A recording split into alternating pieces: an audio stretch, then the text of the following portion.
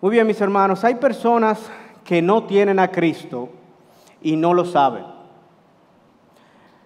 Hay personas que no tienen a Cristo y no lo saben. Cosas que he hablado con hermanos que tienen muchos años en la fe, que tienen mucho tiempo en nuestra iglesia. Hay hermanos que tienen 20 años, 30 años, 40 años. Hay hermanos de nuestra iglesia que tienen más de 40 años congregándose en esta iglesia. Y cuando converso con ellos sobre todo lo que ha pasado en los últimos 40 años, 30 años, hay algo que se da y hay algo que es una constante. Hay personas que han estado sin tener a Cristo. La realidad es que hay personas que no tienen a Cristo y no lo saben, pero también hay personas que no lo tienen y actúan falsamente como si lo tuvieran. Hay personas que tienen a Cristo, pero viven como si no lo tienen. Mientras que hay otros que tienen a Cristo y cada día en su vida hay más de Dios y menos de ellos mismos. Que el Señor nos ayude a hacer de esta manera. Romanos capítulo 12, versos 1 y 2 nos van a ayudar en esta mañana a esto. Dice la palabra del Señor: por consiguiente, hermanos, os ruego por las misericordias de Dios que presentéis vuestros cuerpos como sacrificio vivo y santo, aceptable a Dios, que es vuestro culto racional. Y no os adaptéis a este mundo, sino transformaos mediante la renovación de vuestra mente, para que verifiquéis cuál es la voluntad de Dios, lo que es bueno, aceptable y perfecto. Amén. Esta mañana quiero que consideremos el tema, ¿qué significa tener a Cristo? Y vamos a ver en este pasaje que tener a Cristo significa que lo tienes todo en Él, que le ofreces todo a Él y que lo reinterpretas todo a la luz de la verdad que te ha sido revelada por Él. El propósito de este mensaje, hermanos, es exhortarlos a todos ustedes que están aquí a que tengan a Cristo, a que adoren a Cristo y a que crezcan en Cristo. La palabra de Dios que vemos en esta mañana, lo primero que nos dice y lo primero que vamos a ver es que tener a Cristo significa que lo tienes todo en Él. Esta carta que estamos viendo a los romanos es definitivamente la más extensa de todas las epístolas del apóstol Pablo. Su contenido es sumamente profundo, sus enseñanzas están precisamente delineadas. Pastores y maestros a lo largo de todos los siglos desde que se escribió se han referido a esta carta a los romanos como la más completa exposición del Evangelio de salvación. En palabras del reformador del siglo XVI, Martín Lutero, Romanos es el más puro Evangelio. Cierro la cita. Esta es la carta más reflexiva y menos situacional del apóstol Pablo. Cuando nosotros vamos a Filipenses vemos que había un conflicto entre dos hermanas a los que Pablo le dice y les ruega que sean de un mismo sentir. Cuando nosotros vamos a la epístola a los Colosenses vemos que hay ataques específicos de personas tratando de introducir filosofías vanas y huecas y el apóstol Pablo está lidiando con eso en el mensaje de la carta. Y así en cada carta encontramos situaciones que se están dando. Romanos también tiene situaciones, pero es la carta menos situacional, que menos situaciones se abordan. Los primeros 11 capítulos, esos temas prácticamente no se están tocando, sino luego del capítulo 12 encontraremos unas exhortaciones específicas con unos temas, unas situaciones que se dan en la iglesia de Roma. Por las evidencias que encontramos en los 16 capítulos de este libro, podemos concluir que Pablo se está dirigiendo a cristianos que son tanto de origen judío como no judío. En palabras del erudito Douglas Moore, es casi seguro, no obstante, que los cristianos gentiles son la mayoría en esta iglesia de Roma. La iglesia de Roma no fue fundada por el apóstol Pablo y muchos están de acuerdo que no fue fundada por ningún otro de los 12 apóstoles. Y esto es importante porque muy probablemente Pablo escribe a estos hermanos teniendo esto en cuenta. Y por eso él escribe su exposición del Evangelio para que ellos tengan por escrito esta instrucción apostólica acerca del mensaje de la salvación. Así que él va desde el capítulo 1 hasta el versículo 11 explicando detalladamente las doctrinas que componen el Evangelio y el mensaje de salvación. En este capítulo 12, verso 1, es entonces cuando encontramos un giro en la carta. Un giro desde la parte más explicativa, más doctrinal o más profunda teológicamente, hacia una sección más práctica. Y así comienza nuestro texto de hoy, después de haber dedicado los 11 capítulos para enseñar sobre la salvación que tenemos en Cristo. El apóstol Pablo entonces dice: por consiguiente, hermanos, les ruego por las misericordias de Dios. Con esta conexión, por consiguiente, Pablo está relacionando todo lo que dijo anteriormente en la carta con lo que está a punto de decir. Y entonces le dice esto: les ruego por las misericordias de Dios. La palabra misericordia aparece más de 12 veces en la carta a los romanos, pero esta es la única vez que aparece en plural. Las misericordias de Dios. Aquí no se está refiriendo al atributo per se de Dios. Se está refiriendo a todas las bendiciones que Dios ha derramado sobre aquellos que tienen a Cristo. Tener a Cristo significa que eres un recipiente de las misericordias de Dios. ¿Y cuáles son estas misericordias o bendiciones que Dios derrama sobre aquellos que tienen a Cristo? ¿Cuáles son estas misericordias a las que se refiere el apóstol Pablo? Para esto quiero que vayamos al capítulo 1, versículo 16, y veamos allí cómo dice. Capítulo 1, versículo 16 de la carta a los romanos. Dice: porque no me avergüenzo del evangelio, porque es poder de Dios para salvación de todo aquel que en él cree, del judío primeramente y también del griego. Tener a Cristo significa que tienes el evangelio, el mensaje de Dios. Significa que el poder de Dios ha obrado en ti y está obrando en ti para perdonarte de tus pecados y para darte vida eterna en el nombre de Jesús. El evangelio es el mensaje de Dios de que te has perdido en tus pecados, pero Dios te ha encontrado y está utilizando su poder para perdonarte y para darte vida eterna. Él usa su poder para traerte de vuelta a su redil por amor de su nombre.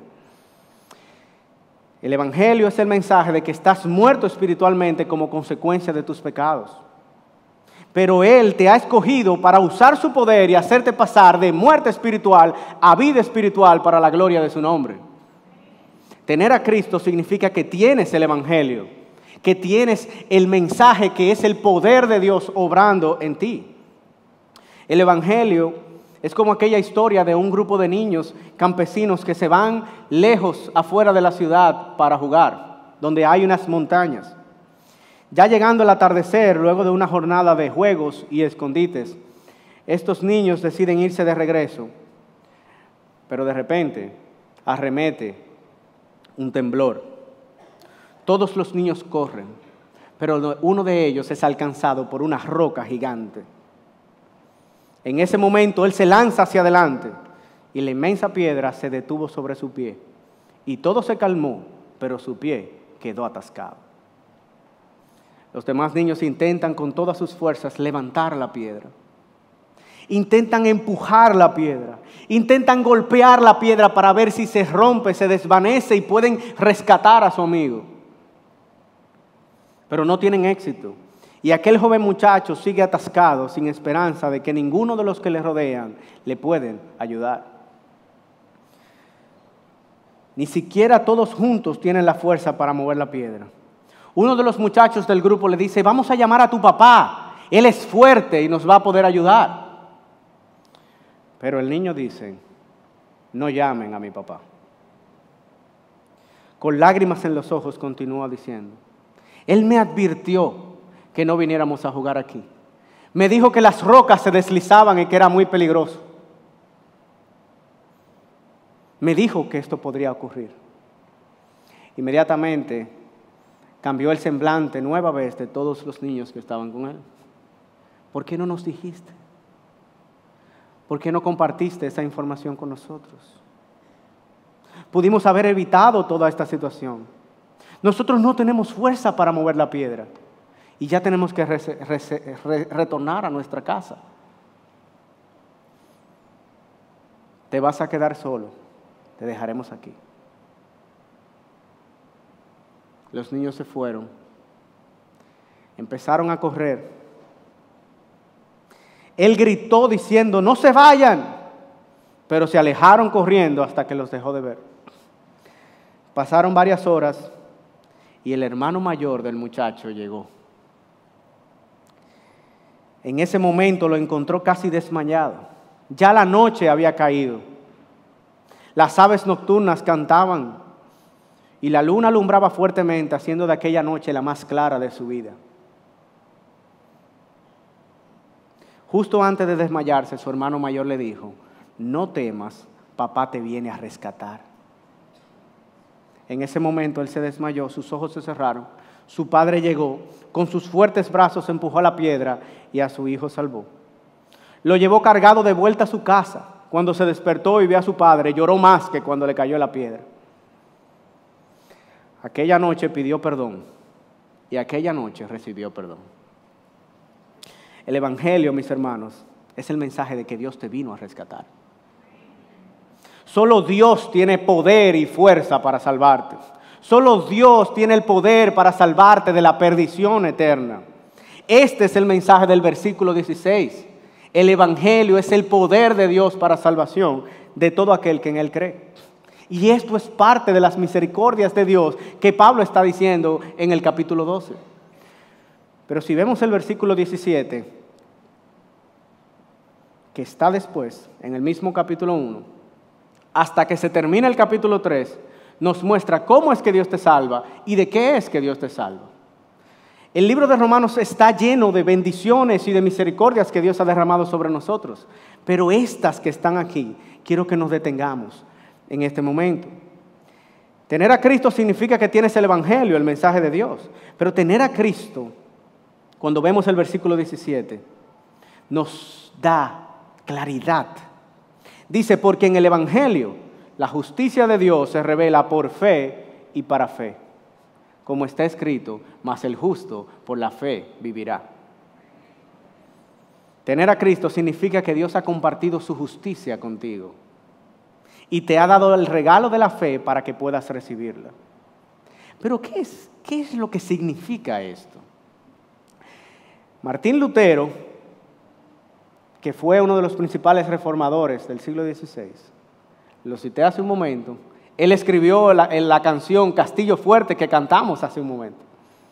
500 años más tarde aún la estamos cantando. Dios usó a este hombre grandemente. Él se convirtió con este versículo, cuando logró comprenderlo. Y hoy puede ser el día en que tú también lo entiendas y tú también conozcas a Cristo y te entregues a Él. Este texto significa que tu más grande problema es que eres un pecador y que tu más grande necesidad es llegar a ser justo delante de Dios, y eso es imposible por tus propios esfuerzos. Lo cierto es que este texto significa que tu más grande problema es que tus pecados son delitos delante del trono celestial, que el día en que serás juzgado está a la vuelta de la esquina. Y ese día no va a importar cuánto dinero tú tengas, cuántas propiedades tú tengas, cuántos recursos. Ese día no va a importar cuántos bonitos recuerdos, cuántas parrandas. No va a importar cuántas criptomonedas tú tienes, cuántas Bitcoin. No va a importar cuántos likes, cuántos seguidores. No va a importar cuántos estudios completaste, cuántos reconocimientos recibiste. El día del juicio no van a importar las medallas ni los trofeos, ni cuántos cargos altos ocupaste. Lo más importante en el día del juicio no son ninguna de estas cosas. Dios no vino a morir en la cruz para salvarte de una deuda de dinero que tienes, aunque Él tiene el poder para salvarte de ella. Dios no vino a morir en la cruz para que tengas mucho dinero o muchas posesiones materiales, aunque Él tiene el poder para dártelo. Dios no vino a morir en la cruz para quitar las enfermedades que puedan haber en tu cuerpo, aunque Él tiene poder para sanarte. Dios no vino a morir en la cruz por ninguna de estas cosas. Dios vino a morir en la cruz para librarte de la condenación eterna y asegurarte la vida eterna y plena que solamente Él te puede dar. Gloria a Dios por lo que ha hecho Cristo. Tener a Cristo significa que eres un recipiente de las misericordias de Dios. Tener a Cristo significa que lo tienes todo en Él. Todo lo que necesitas lo tienes en Él. Recuerdo que desde mi niñez siempre tuve problemas para combinar la ropa que me ponía. Yo soy el menor de 4 hermanos. Al principio, ustedes saben, a uno le dicen qué ponerse, pero según uno va creciendo, uno va eligiendo su propia ropa. Bueno, mis hermanos me decían, eso no combina. Pero ¿qué es lo que tiene esto? No, que no combina. Tú estás descombinado. Y me decían, tú estás mal vestido, cámbiate, ponte esto, mira. Y me ayudaban, ponte aquello. Combina esto con esto, pero yo sinceramente no entendía la matemática. La fórmula yo no la entendía. ¿Cómo yo sé lo que combina? No crea mucho que yo sé responder esa pregunta todavía.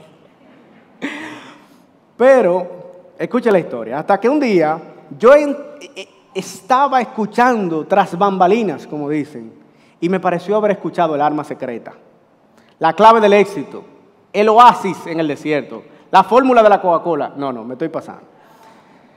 Pero el punto es que escuché lo que yo entendía que iba a ser la clave para vestirme, o por lo menos para pasar desapercibido.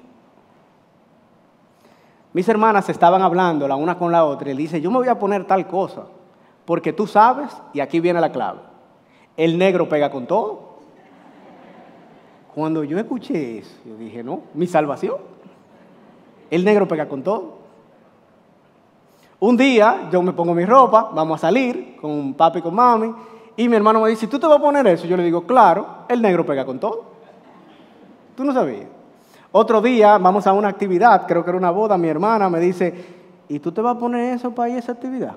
Y yo le digo, claro, el negro pega con todo. Y mi respuesta para todo era que el negro pegaba con todo. Yo pensé que eso ya me iba a resolver para siempre. Pero hermano, a veces hay cosas que no tienen remedio. Eso duró como una semana, después ya yo andaba de combinado otra vez. ¿Quién no está en eso de que poniéndose negro todo el tiempo, algo negro?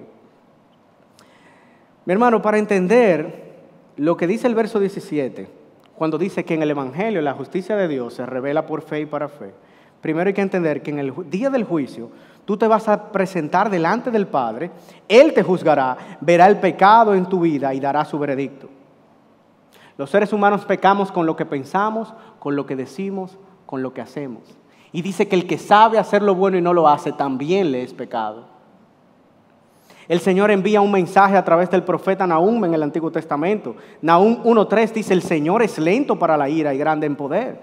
Y ciertamente el Señor no dejará impune al culpable. Te puedo asegurar que el mensaje de Nahum es un mensaje de condenación enviado por Dios. Pero también debo decirte que Dios envió también un mensaje de salvación. Un mensaje al que la Biblia le llama el Evangelio. Ese mensaje dice que antes de que llegue el día de juicio, Dios ha provisto una manera para que cuando tú te presentes delante de Él para ser juzgado, no seas declarado culpable, sino inocente. No seas declarado culpable con tu culpa, sino justo. A esto se refiere cuando dice que Dios ha provisto su justicia. El mensaje del Evangelio es que Dios ha usado su poder para vestirte de su justicia, para vestirte de su inocencia. De modo que cuando llegue el día del juicio tú seas declarado inocente, pero conforme a la justicia ¿de quién? ¿A la tuya? No, a la justicia de Jesucristo. Mi hermano, en el día del juicio lo más importante no es si has hecho algún bien a alguien en tus días en este mundo. Lo más importante es realmente cómo irás vestido. Si irás vestido de tu culpa o si irás vestido de su justicia. Si irás vestido de tu culpa o si irás vestido de su inocencia. El mensaje del Evangelio nos ofrece a Cristo y nos ofrece esa justicia de Dios. Cuando Martín Lutero entendió lo que significaba este pasaje, él dijo, yo me entrego a Cristo, yo me rindo a Él, yo necesito su justicia, yo necesito que Él me dé vida eterna. Por la fe en Jesucristo y el mensaje del Evangelio, tú puedes ser perdonado. Por la fe en Jesucristo y el mensaje del Evangelio, tú puedes tener paz con Dios.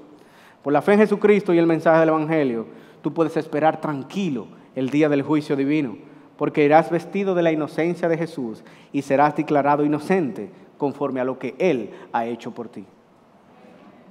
Tener a Cristo significa que eres un recipiente de las misericordias de Dios. Tener a Cristo significa que lo tienes todo en Él. Y vamos a seguir viendo lo que dice aquí. Pero ya yo quiero preguntarte, ¿tienes a Cristo? ¿Tú tienes a Cristo en tu vida? ¿Tienes el Evangelio de Cristo que acabamos de ver? ¿Tienes el poder de Cristo obrando en ti para salvación? ¿Tienes la justicia de Cristo? ¿Tienes tu fe en Jesucristo? Si no los tienes, entonces yo te exhorto a que recibas a Cristo en esta mañana. Este es el día de Cristo. Dice Hebreos capítulo 4, hoy es el día de salvación. Escuché a un predicador que decía, hoy es el día de Dios, mañana es el día del diablo, de Satanás. Hoy es el día para que tú te entregues a Cristo. Satanás siempre va a querer que tú lo dejes para mañana, para otro momento, para otro día. Tener a Cristo significa que lo tienes todo en Él. Cuando Pablo dice en el texto que estamos mirando, recuérdense que estamos haciendo un recorrido desde atrás hacia adelante para entender el pasaje. Él les ruega por las misericordias de Dios. Él está pensando en todas las bendiciones que tenemos cuando hemos recibido a Cristo en nuestra vida.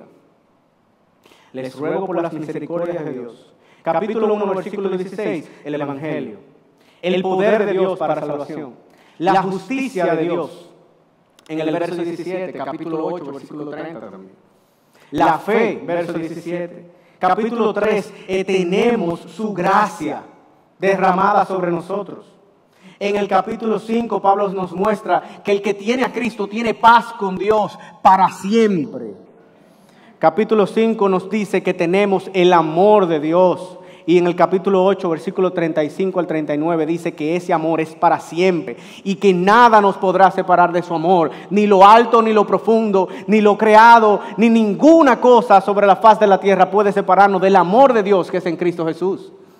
El que tiene a Cristo tiene el amor de Dios también. Capítulo 5, versículos 10 y 11, el que tiene a Cristo tiene reconciliación con Dios. Nuestros pecados nos habían separado de Dios y nos habían vuelto sus enemigos, pero el capítulo 5 nos dice que el que tiene a Cristo tiene reconciliación con el Padre. Los versículos 15 al 16 del capítulo 5 nos dice que tenemos la dádiva de Dios, el regalo de Dios. Capítulo 6, tenemos nueva vida en Cristo. Lo viejo pasó y lo nuevo llegó. Cristo hace que nazcamos del Espíritu. Hemos nacido de nuevo cuando tenemos a Cristo. Capítulo 6, verso 7, tenemos libertad del pecado. Ya no estamos esclavizados al pecado ni atados al pecado. Capítulo 6, versículo 22. Tenemos la oportunidad de vivir de manera santa cuando tenemos a Cristo. Dios nos ha escogido para ser santos y sin mancha delante de Él. Yo, santo. Solemos pensar con un santo como una estatua o como un cuadro. Un cuadro con una imagen lúgubre. Dice la palabra de Dios que Dios nos ha escogido para ser santos y sin mancha delante de Él. Su poder da para eso, su misericordia da para eso y para mucho más. Capítulo 6, versículos 22 y 23. La paga del pecado es la muerte, pero la dádiva de Dios es vida eterna en Cristo Jesús. El que tiene a Cristo tiene vida eterna. Capítulo 8, versículo 1. Por tanto, ya no hay condenación para los que están en Cristo Jesús. Los que no andan conforme a la carne, sino conforme al Espíritu. No hay ninguna condenación para los que tienen a Cristo. Ni condenación eterna, ni condenación en este mundo. A veces luchamos y batallamos con la condenación eterna pensando que nos vamos a perder. Pero a veces tenemos a Cristo y nos estamos condenando nosotros mismos al momento de luchar con algún pecado, al momento de batallar por algo. Cristo es el que decide lo que va a pasar con mi vida. En mi vida no hay condenación. Cristo dice, no hay condenación para los que están en Cristo. Mis hermanos, estas son las misericordias de Dios. Si usted sigue leyendo Romanos capítulo 8, va a encontrar que tenemos el Espíritu Santo de Dios morando dentro de nosotros. Y dice que ese Espíritu intercede por nosotros con gemidos indecibles delante de la presencia de Dios. El que tiene a Cristo tiene el Espíritu de Dios intercediendo por él, convenciéndolo de pecado, de justicia y de juicio, concediéndole el arrepentimiento de Dios cada vez que hay algún mal en su vida. El que tiene a Cristo lo tiene todo, mi hermano. Capítulo 8, versículo 15 al 17. El que tiene a Cristo ha sido adoptado como hijo de Dios y ahora forma parte de la familia de Dios. Capítulo 8, verso 23. Ahora tenemos una promesa de redención de nuestro cuerpo en el día final. Capítulo 8, versículo 28. Ahora tenemos propósito. Dice la Biblia que los que aman a Dios, todas las cosas cooperan para bien. O sea que no hay nada en mi vida con lo que Dios no tenga un propósito. Puede ser una situación difícil, puede ser una calamidad, puede ser un tiempo de bonanza. No hay nada en mi vida con lo que Dios no tenga un propósito santo y eterno para su gloria. Mi hermano, todavía hay más en Romanos. Dice que Dios nos predestinó, nos escogió antes de la fundación del mundo, para Él. Dice que Dios nos ha llamado. Y algunos ya respondieron al llamado y tienen a Cristo. Otros aún no han respondido al llamado y no tienen a Cristo. Dice que Dios nos ha prometido la glorificación. Dice Romanos 8:31 que tenemos la protección de Dios. Dice, si Dios es con nosotros, ¿quién será contra nosotros? 8:32 dice que tenemos todas las cosas en Él. Dice, ¿cómo es que ustedes creen que aquel que no nos negó ni a su propio Hijo, no nos dará con Él también todas las cosas?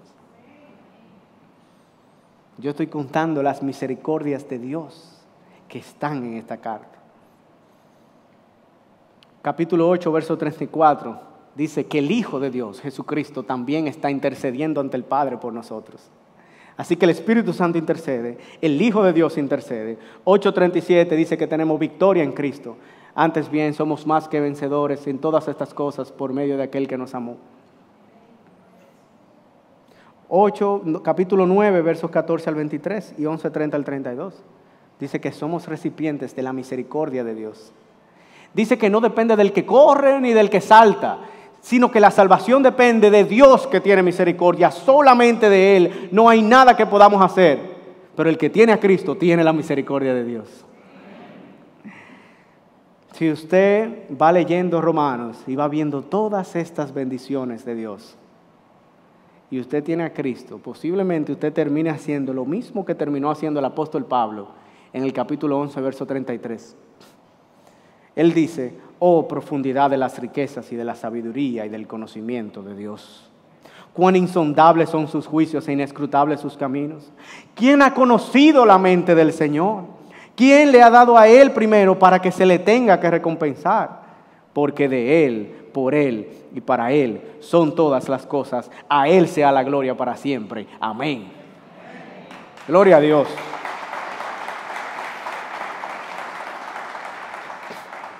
Nuestro texto de hoy comienza diciendo, por consiguiente, hermanos, les ruego por las misericordias de Dios. Y yo les pregunto, ¿qué cosas podríamos nosotros negarle a Dios después de haber recibido todo esto? Compare estas bendiciones con lo que usted quiera. No hay nada más grande que tener a Cristo. Ciertamente tener a Cristo significa que tenemos todo en Él. Absolutamente. Eso es lo primero que vemos en este texto. Ahora vamos a ver cuál es la petición que hace el apóstol Pablo. ¿Qué es lo que él pide en base o como consecuencia de las misericordias de Dios? Dice, mis hermanos, por consiguiente, hermanos, les ruego por las misericordias de Dios que presenten vuestros cuerpos como sacrificio vivo y santo, aceptable a Dios, que es vuestro culto racional. En primer lugar, vemos que el que tiene a Cristo lo tiene todo en Él. En segundo lugar, vemos que el que tiene a Cristo significa que le ofrecemos todo a Él. Todo lo que somos y todo lo que tenemos le pertenece a Cristo. La palabra que dice aquí les ruego que presentéis o que presenten, es un término religioso, representa la acción de traer algo al altar de Dios para ofrecerlo a Dios. Luego vemos la palabra sacrificio y dice unas características de este sacrificio. Los destinatarios de la carta original de Romanos, tanto judíos como gentiles, estaban familiarizados con lo que eran sacrificios religiosos. En el Antiguo Testamento Dios había establecido toda una ley ceremonial y todo un sistema de ofrendas y sacrificios de diferentes tipos para ser practicados por el pueblo de Israel. Y en la medida que el pueblo llevaba a cabo estos sacrificios y estas liturgias, estos actos, si lo hacían como Dios exactamente lo había pedido, entonces Dios se deleitaba en eso. En el Nuevo Testamento vemos que Dios puso fin a todo ese sistema de sacrificio de animales cuando Cristo se sacrificó en la cruz del Calvario. Anteriormente lo hemos visto. Nosotros, el pueblo de Israel, que fue el pueblo que Dios utilizó para traer la salvación, a ellos el Señor les pidió inicialmente que ofrezcan para perdón de pecados un animal que debía ser perfecto, que debía ser intachable, un animal que debía estar en excelentes condiciones, de una edad en específica, de un género en específico. Lo ofrecían, el animal moría y eso funcionaba como si el animal fuera un sustituto de ellos. La paga del pecado es la muerte, pero el animal moría en sustitución de ellos y de esa manera entonces ellos podían seguir viviendo con sus pecados, a pesar de sus pecados, porque la palabra es expiados, es una palabra que no utilizamos en el lenguaje cotidiano. Con eso se expiaba la culpa, había un sustituto, el sacrificio era un sacrificio sustitutivo. Pero cuando vemos el Evangelio de Juan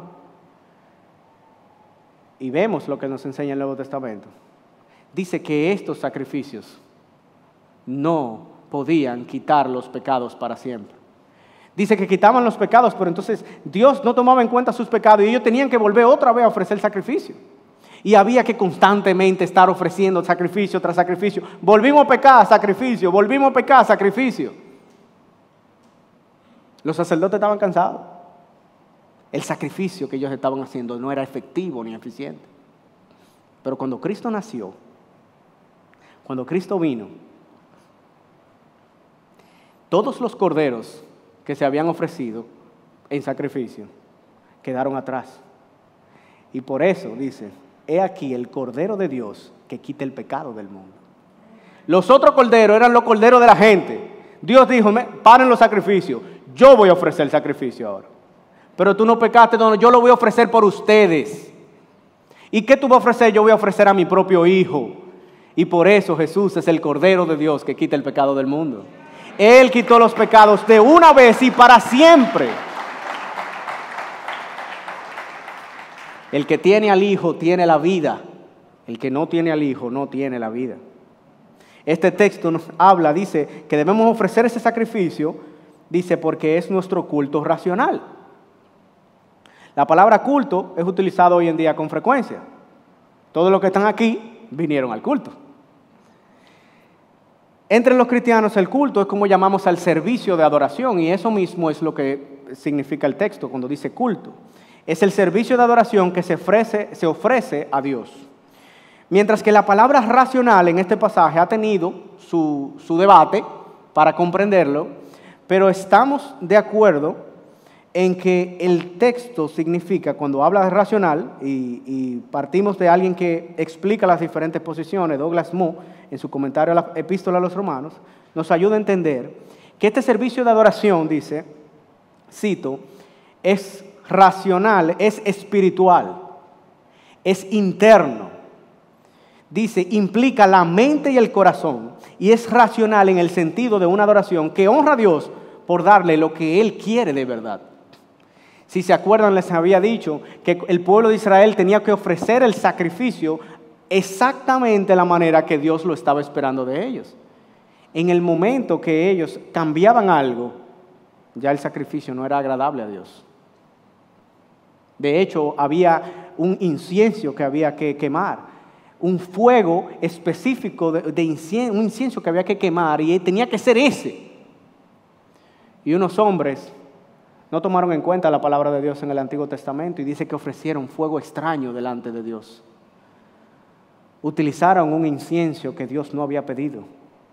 Dice que Dios se desagradó de ellos y ellos murieron en ese mismo instante. No podemos ofrecerle a Dios lo que nosotros queramos. Tenemos que ofrecerle a Él lo que a Él le agrada. Tenemos que ofrecerle a Él lo que Él quiera. Ese es nuestro culto racional. Así que lo que vemos aquí es que la consecuencia lógica y el resultado espiritual de ser un recipiente de todas las misericordias de Dios, de tener a Cristo, el texto nos pide entonces y nos dice que debemos traer a la presencia de Dios un sacrificio, algo que se va a deleitar Dios en recibir y algo que quizás nos cueste a nosotros entregar. Cuando dejamos este servicio de adoración que está hablando aquí sin explicación, entonces puede haber confusión. Porque yo puedo venir delante de la presencia de Dios a ofrecer cosas que a mí se me ocurren que Dios puede querer. Podemos llegar a pensar que cuando Dios dice que le ofrezcamos sacrificio a Él, se está refiriendo a que Dios está contento conmigo porque yo voy a la iglesia los domingos. Mira, Dios está contento conmigo porque yo dejo que los hermanos de la iglesia vayan a la casa mía a orar y a compartir la palabra. Yo le brindo su meriendita también.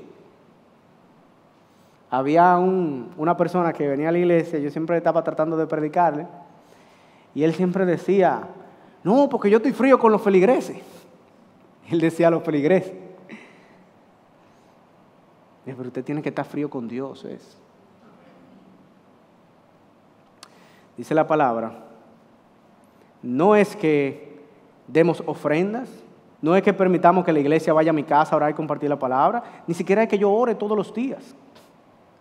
El sacrificio que Dios está pidiendo es algo mucho más grande. Todo eso está muy bien, pero es algo mucho más grande. Intencionalmente he dejado una palabra del versículo para el final, y es que el sacrificio que debemos ofrecer a Dios somos nosotros mismos. Dice, les ruego por las misericordias de Dios, que ya hemos visto, que presenten vuestros cuerpos como sacrificio vivo, santo y aceptable a Dios. Es a ti mismo que te vas a ofrecer. El texto nos enseña que tener a Cristo significa que mi sacrificio para Él soy yo mismo. El ruego de Pablo es que nuestro servicio de adoración sea ofrecernos a nosotros nada menos que la totalidad de nuestro ser. Nada menos. Antes el altar para ofrecer sacrificios era un lugar físico y había que ir allá. Ahora el altar para ofrecer sacrificio a Dios es espiritual. Y no importa dónde estemos, ya estamos en el altar. Jesús se encuentra con la mujer samaritana. La mujer le dijo, Señor, me parece que tú eres profeta. Nuestros padres adoraron, estoy leyendo Juan 4:19, nuestros padres adoraron en este monte. Y ustedes dicen que en Jerusalén está el lugar donde se debe adorar. Jesús le dijo, mujer, créeme, la hora viene cuando ni en este monte ni en Jerusalén adoraréis al Padre. Ustedes adoran lo que no conocen, nosotros adoramos lo que conocemos. Pero la hora viene y ahora es cuando los verdaderos adoradores adorarán al Padre en espíritu y en verdad. Porque ciertamente a los tales el Padre busca que le adoren. Dios es espíritu y los que le adoran deben adorarle en espíritu y en verdad. Mi hermano, no importa dónde tú estés, tú estás en el altar de Dios. Si tú tienes a Cristo, tú estás en el altar. Tú vives en el altar de Dios, ofreciéndote a ti mismo como sacrificio delante de Dios. Antes los sacrificios eran animales, ahora el sacrificio somos nosotros. Antes los sacrificios morían en el acto, ahora el sacrificio está vivo. Porque es todo aquel que tiene a Cristo y viviremos eternamente para ofrecernos eternamente delante de Él para la gloria del eterno Padre Celestial. El Señor es bueno. El que tiene a Cristo lo tiene todo en Él. Y el que tiene a Cristo lo ofrece todo a Él. ¿Cómo podríamos nosotros, habiendo recibido todas las misericordias de Dios, al recibir a Cristo, negarle algo a Cristo? ¿Qué podríamos nosotros negarle a Dios? El apóstol dice, este es su culto racional, su servicio de adoración, que es consecuente lógicamente, que es espiritual. En ocasiones anteriores he compartido con ustedes una frase del teólogo y pastor Derek Thomas. Él dice: Dios no quiere que tú le hagas sacrificios, Dios quiere que tú seas el sacrificio. Porque a veces pensamos en el sacrificio a Dios y lo que estamos pensando es qué yo puedo llevarle, qué yo puedo darle. Estamos pensando en la ofrenda. Yo recuerdo que cuando era niño íbamos a la iglesia, pasaban una bolsita y antes que pasaran la bolsita nosotros nos repartían de a peso todito. No, para que eche, porque había que echar. Yo no sé a qué venía eso, porque uno era un niño.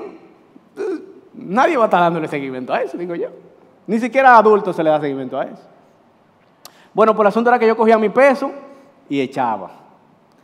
Me di cuenta que eso era un asunto más allá de lo familiar, porque un día fui con un tío a la iglesia y cuando llegamos, el tío lo primero que hizo fue: mire, para que lo eche. Pero el tío me dio 2 pesos. Ya usted sabe la tentación. Porque mami era uno que había que echar. Pero yo me deleitaba y sí, vamos a echarlo, está bien. Un día yo vi una cosa, hermano. Una cosa seria. Yo vi que una gente, él iba pasando la cosa y estaba echando todo el mundo. Y hubo una gente que en vez de echar sacó. Mire, eso es serio. Muy difícil.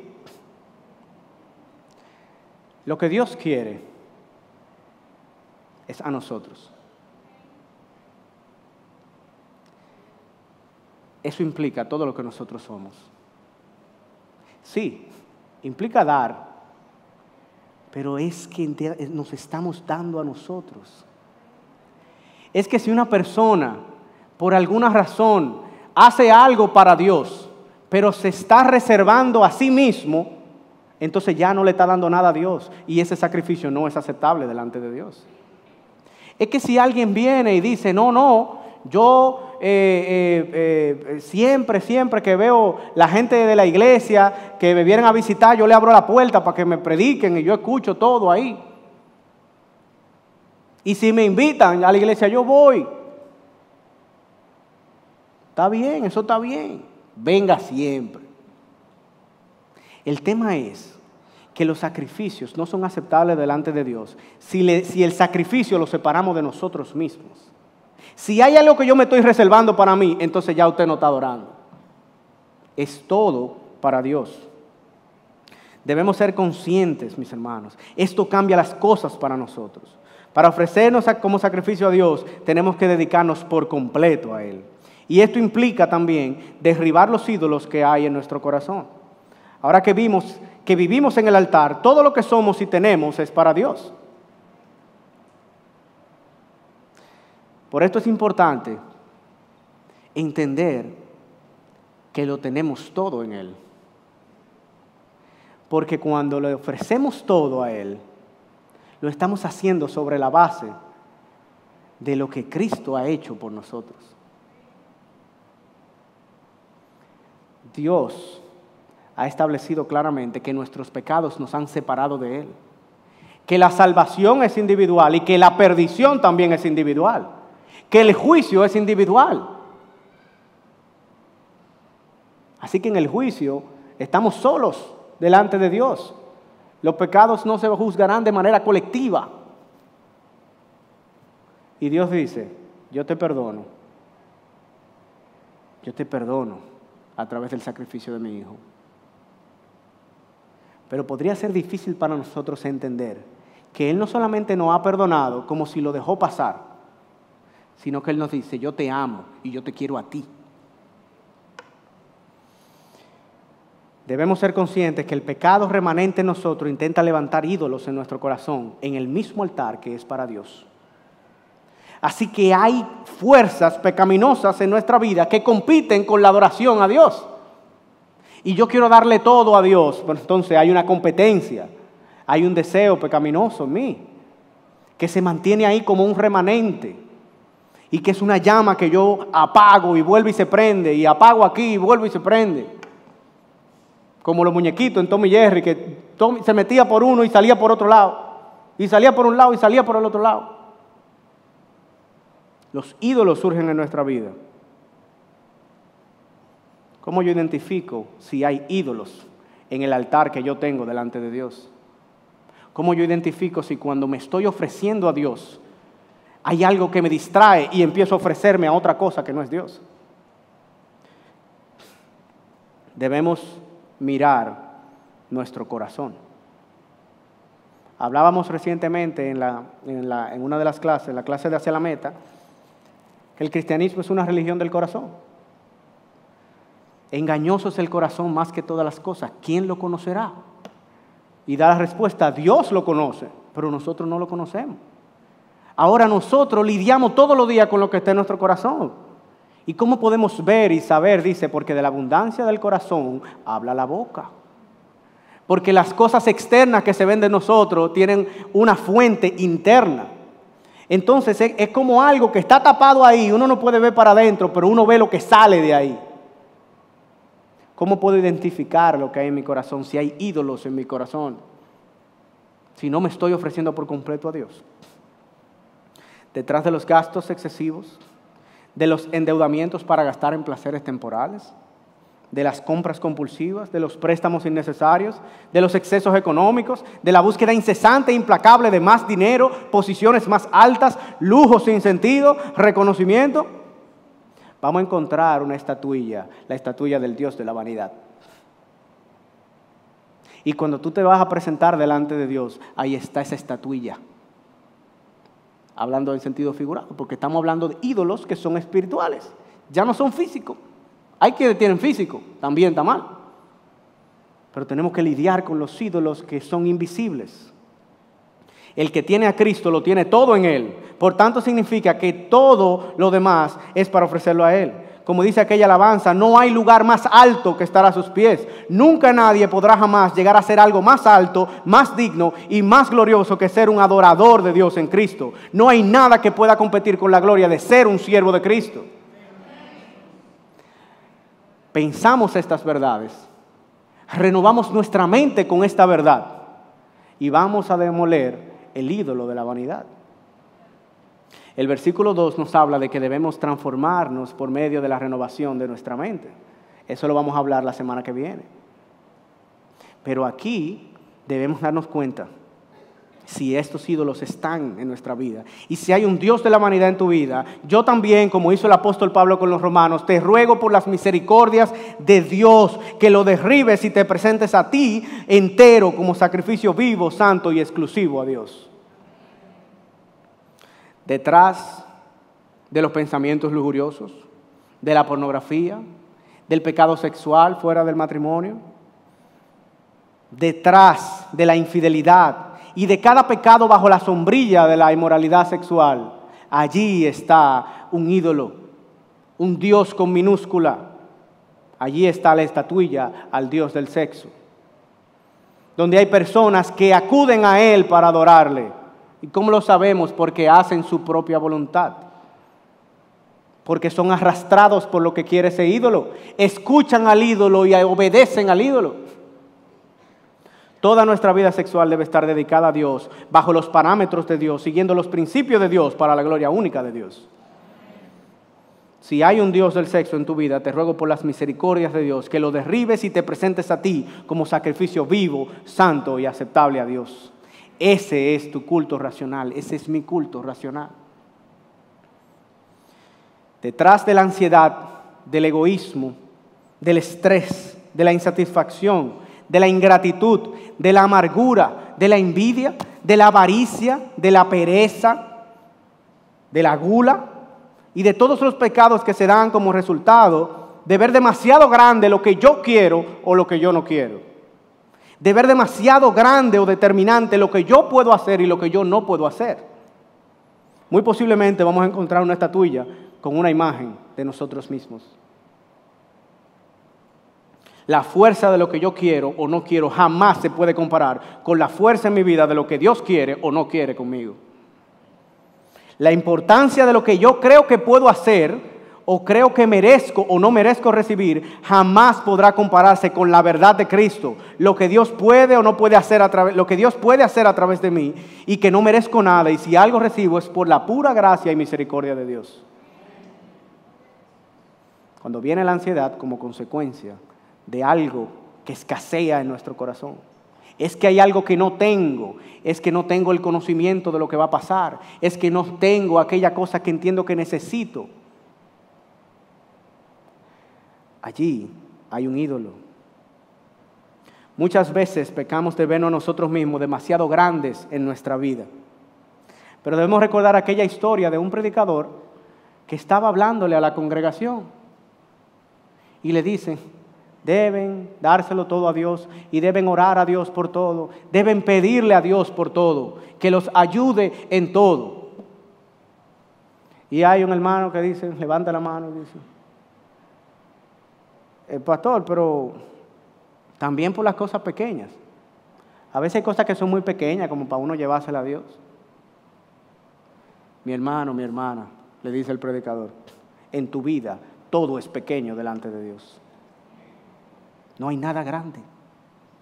Dios es más grande que todo lo que pueda haber en tu vida.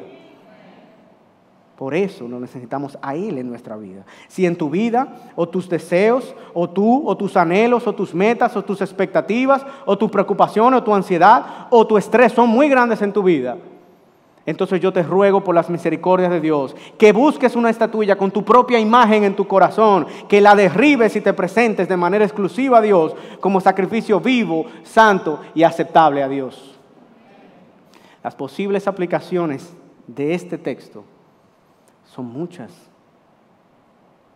La meta es presentarles lo que Dios nos está diciendo aquí, para que cada uno de nosotros que tenemos a Cristo, que vivimos en el altar, podamos empezar entonces a revisar si en el altar hay algo más que no sea Dios.